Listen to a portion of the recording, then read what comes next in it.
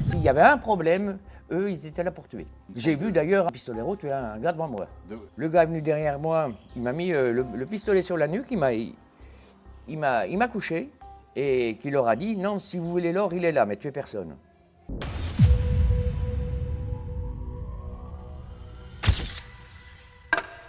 Bonjour, aujourd'hui nous sommes sur Télépays pour un nouvel épisode dans le regard de Itsu. Aujourd'hui nous avons un invité assez spécial, il a travaillé dans l'or, il va nous raconter comment ça se passe et aussi les problèmes qu'il a rencontrés.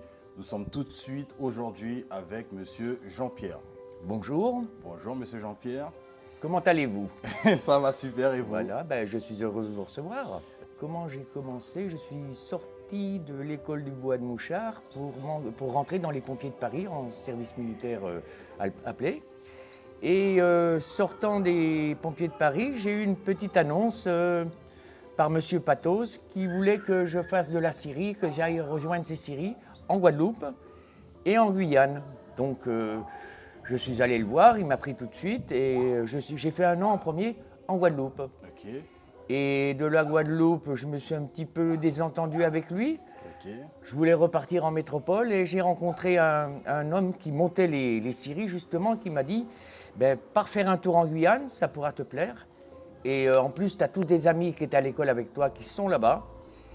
Et donc j'ai pris l'avion et je suis venu en Guyane sur un coup de foudre, un petit peu. Je suis resté quelques mois avec un de mes amis et je suis parti à Saint-Georges pour mettre en route une scierie là-bas, pour pouvoir scier l'école de Saint-Georges. Au départ, ça s'est pas mal passé. Premier mois, tout a été à peu près bien.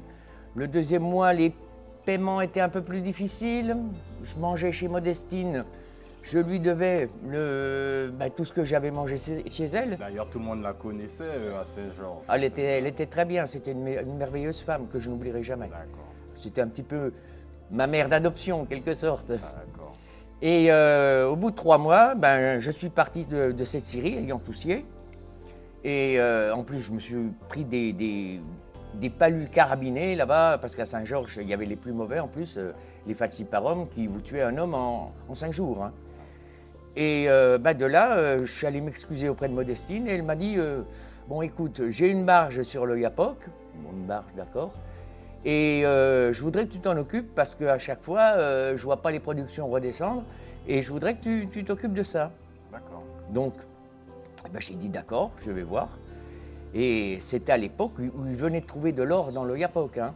Oh. Donc les barges arrivaient, c'était de la folie, quoi. C'était très récent. Oui. Il y avait un flux vraiment. Voilà, c'était en 1 mois, j'ai vu 400 barges monter sur le Yapoc. Hein.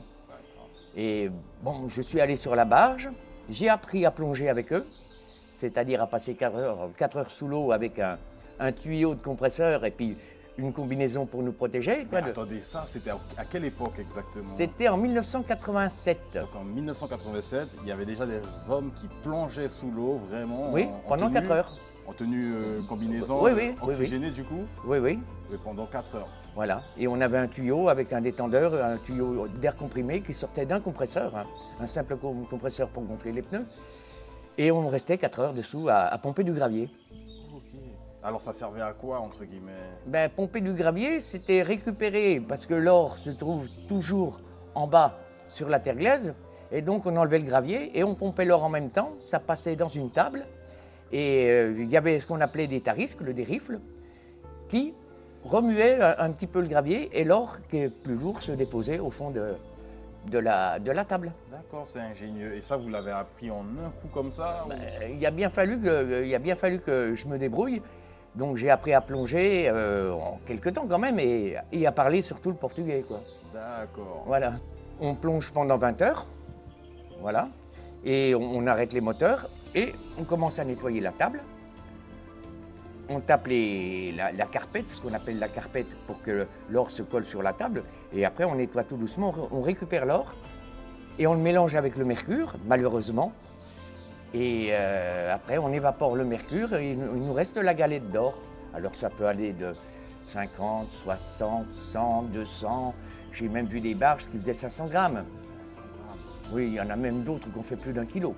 Quand même. Voilà. Alors, quand vous faites ça, à cette époque, est-ce qu'il y a le souci de l'orpaillage clandestin? Je sais qu'on va y venir, mais Ben, sur les barges, de toute façon, elles travaillaient soit du côté du Brésil, soit du côté de la Guyane. D'accord. Mais c'était toutes des barges brésiliennes. Il devait y avoir 5 barges françaises. D'accord. Voilà. Et il y avait Oiapoque en face, une ville qui s'est agrandie du jour au lendemain avec ça. Hein. Le business, ça a vraiment propulsé cette ville, ça a vraiment dynamisé. Ah oui, bien sûr, au départ, oui, Oiapoque est devenu très grand avec l'or, a grandi énormément avec l'or, oui. D'accord. Et du coup, pour la suite de cette histoire, donc vous plongez des 8 heures, 20 heures sous l'eau, c'est exceptionnel quand Ben, même. il y a 4 plongeurs, bien entendu, hein, 4 plongeurs. Donc voilà, on plonge, chacun plonge 4 heures. D'accord. Vous êtes resté à Saint-Georges de l'Oyapock ou vous avez fait ça ailleurs? Ben, je suis resté à Saint-Georges, je suis remonté jusqu'à la rivière Camopi, dans laquelle je suis rentré aussi, malheureusement, pour chercher de l'or aussi. On en trouvait d'ailleurs, il y en avait pas mal. Alors pourquoi malheureusement? Ben, parce qu'on voit quand même les dégâts qu'on a pu faire. Hein. Oui. Voilà. À cette époque, bon, il n'y avait pas aussi le retour de l'humain, la science qui pouvait dire que c'était très polluant, ou si vous le saviez déjà à cette époque? Ben, disons que si vous voulez, le mercure n'a jamais été quelque chose de bon pour la santé, quoi. D'accord. J'ai connu les Indiens, j'ai fait pas mal de choses avec eux aussi, parce qu'ils étaient très sympas avec moi. D'accord. Hein, même fait des maraquets avec eux, des choses comme ça, quoi. Ok. J'ai bien rigolé avec eux, oui. Au départ, ils étaient bien, mais après, ils ont perdu complètement la tête avec les Brésiliens, quoi. Ok. Parce que juste en face de Camopi, c'est monté ce qu'on appelle au Brésil une courroutelle, c'est-à-dire des habitations avec des bars, des putes, excusez-moi, Oui, oui. voilà, pour récupérer l'or des plongeurs brésiliens qui tournaient là-bas autour de la Villa Brésil. D'accord, mais on est d'accord que quand on est dans ce milieu, c'est des villes qui se créent autour de l'or, hein, apparemment. Voilà, par exemple. Oui. Ben, si vous voulez, sur mon chantier qui viendra après, sur Sapocaille, j'avais même des dentistes, des bijoutiers et des choses comme ça, quoi. Des vendeurs de matériel, de petites bricoles, comme ça, oui. Alors, vous m'avez dit Sapocaille, j'ai hâte d'y arriver. Comment vous avez fait la transition, du coup, de Camopi à Sapocaille, Ben, justement? si vous voulez, après les barges se sont arrêtées parce que l'or s'est épuisé dans le fleuve, donc il a fallu qu'on passe à terre Ok. et travailler à terre. C'est-à-dire que ça, c'est encore pire. Il fallait qu'on ait des moteurs avec des lances à incendie pour dégager toute la terre, ce qu'on appelle la terre stérile, arriver au gravier fertile où il y a l'or, le passer dans des tables de la même façon avec des pompes à gravier, et il y avait l'or qui se déposait sur les tables, et voilà, on le récupérait comme ça. Et on travaillait pour réellement le concentrer de la même façon. Sincèrement, je pense que quelquefois, quand j'allais dans ces fameuses courroutelles, pour bien entendu faire le con et boire de la bière, j'ai rencontré des gens au Brésil, on appelait pistoleros. Pistoleros, c'est les gens qui tirent? C'est des gens qui sont faits pour tuer les autres. Ah, d'accord. Et ça existait vraiment déjà? Bien sûr, bien sûr. Je me suis retrouvé avec Visage, avec Négan de Maciel, Négan de la Grasse à Plette. C'était des gens qui n'hésitaient pas. S'il y avait un problème, eux, ils étaient là pour tuer. Donc c'est comme une... J'ai vu d'ailleurs un pistolero tuer un gars devant moi. Donc est-ce que c'était quelque chose de courant, justement? Par exemple, vous avez vu ça vous a choqué? Comment ça s'est passé? Pouvez-vous me raconter la scène? Ben, si vous voulez, c'était un gars qui déconnait justement dans le bistrot, dans l'endroit où on s'amusait, puis commençait à emmerder les demoiselles qui nous donnaient du plaisir. D'accord. Et il était déjà mal vu, il avait déjà eu quand même pas mal de problèmes. Il était nouveau du coup, il connaissait pas très bien les règles ou... Non, c'était il juste- n'était pas nouveau, mais quand il était bourré, il n'arrêtait pas de faire le con. D'accord, Et ben, ce jour-là, il n'aurait pas dû. il n'aurait pas dû. Parce que moi, j'étais assis avec Visage et il y a Négon de Maciel qui est arrivé. Il a sorti son flingue et bam, il a tiré dedans. C'est vraiment des histoires vraiment comme un film, on pourrait dire entre guillemets. Mais qu'est-ce qui se passe après? Les gens le voient, c'est normal là-bas en fait. Ben, disons qu'après, il est débarrassé le plus rapidement possible, il est enterré, puis pour le final. D'accord, donc les gens en fait là-bas, c'est comme s'il y a une sorte de loi qui diffère Voilà, un peu tout à fait. des vraies lois entre guillemets. Voilà, C'est-à-dire que- exactement. Et ça se passe tranquillement quand il y a justement ce genre de personnes, parce que les gars évitent de faire les cons.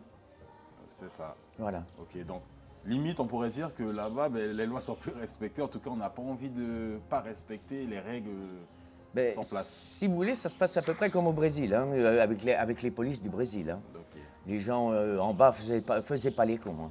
Ça allait encore. C'était encore assez tranquille dans les années 90. Ça allait encore.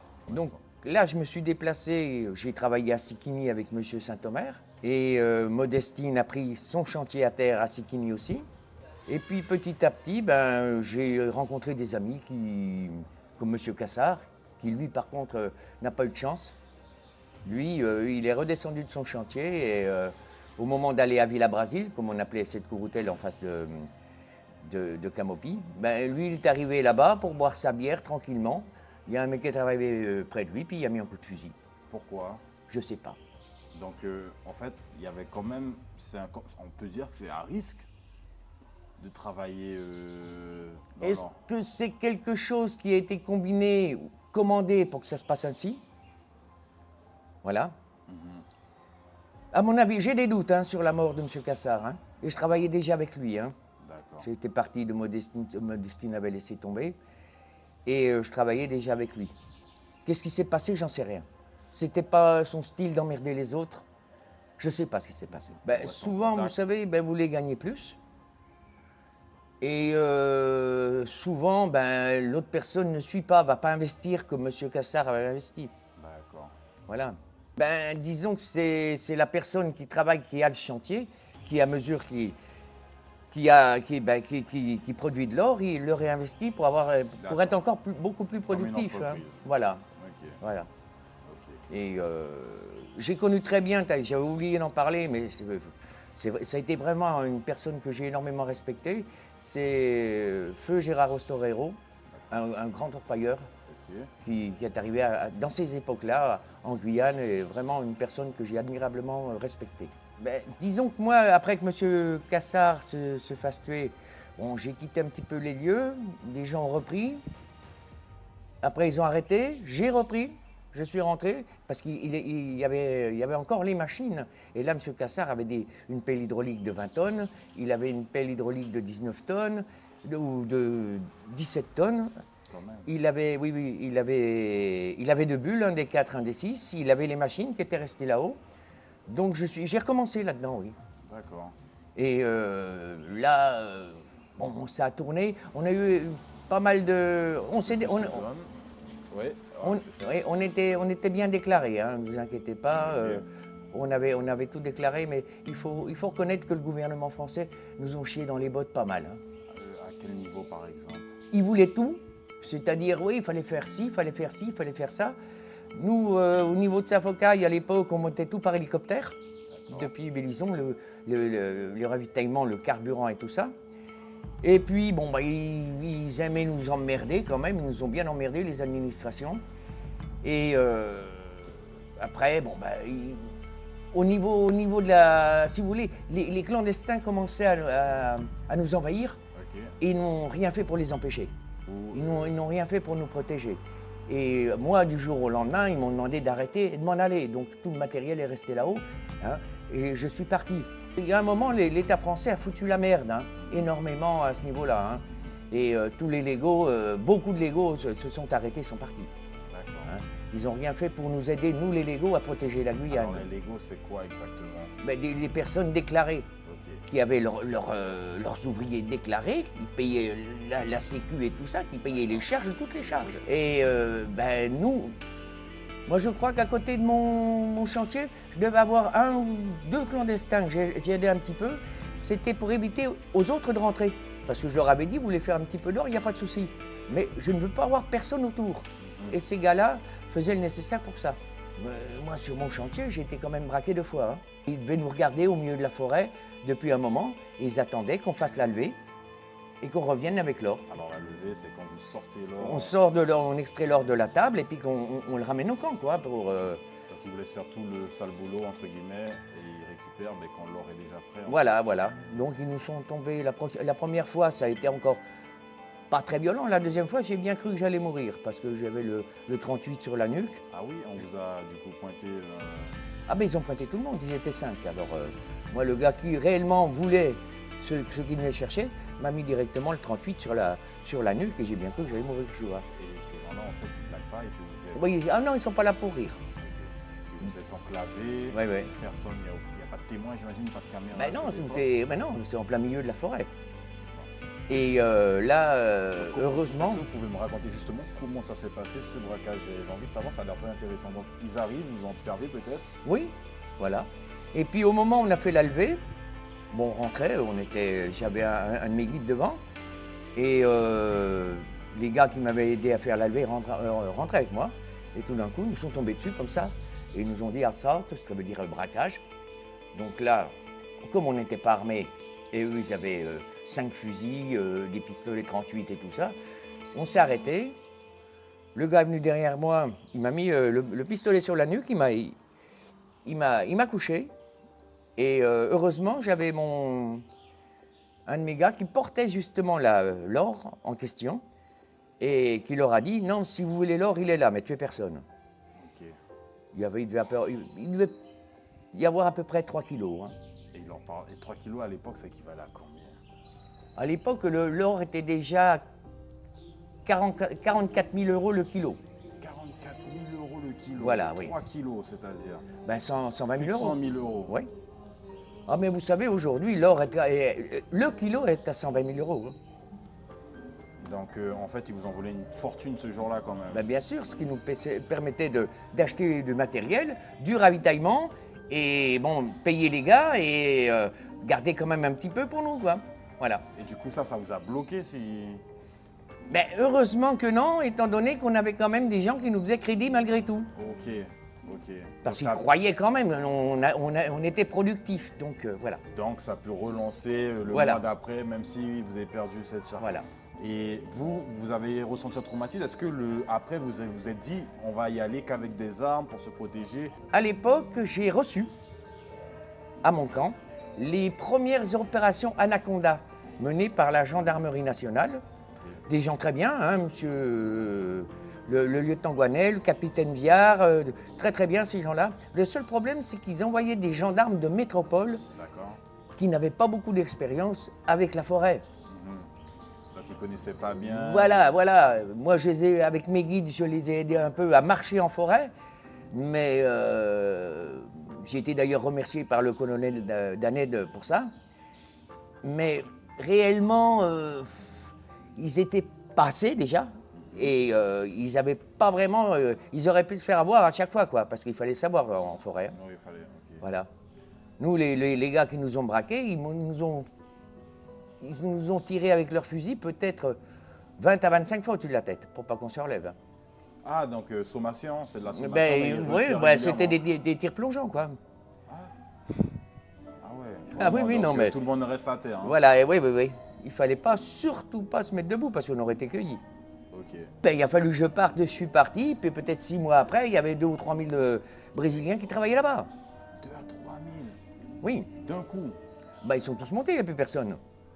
Ah, donc ils ont repris le chantier. Voilà, ils ont tout savaient repris. que là-bas, il y avait de l'or. Voilà, et puis les autres sont arrivés aussi, parce que quand il y en a un qui est là, les autres arrivent. Hein.